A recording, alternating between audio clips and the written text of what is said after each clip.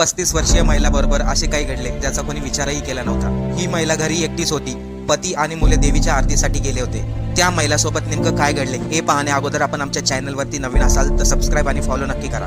ही घटना नाशिक मधील 40 गावातील आहे। शीतल पाटील 35 वर्षीय महिला, पती आणि 2 मुले असा त्यांचा परिवार होता। त्यांची 1.5 एकर शेती होती, त्याच्यावरच घरचे कुटुंब अवलंबून होते। शेतीला जोडधंदा मिळावा म्हणून पतीने वाहन खरेदी करण्यासाठी फायनान्सकडून 4.5 लाखाचे लोन घेतले। तसेच शीतल पाटील या 35 वर्षीय महिलेने बचत गटामधून 4 लाखाचे लोन घेतले होते।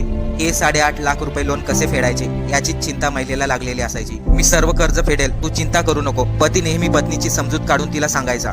22 ऑक्टोबर रोजी सायंकाळी पती शेतातून आले नव्हते, तसेच त्यांचे 2 मुले देवीच्या आरतीसाठी गेले होते। जेव्हा पती आणि 2 मुले घरी आले तेव्हा 35 वर्षीय महिलेने स्वतःला गळफास लावून घेतल्याचे आढळले। गावकऱ्याच्या मदतीने पत्नीला तात्काळ रुग्णालयामध्ये नेले, परंतु डॉक्टरांनी मृत घोषित केले।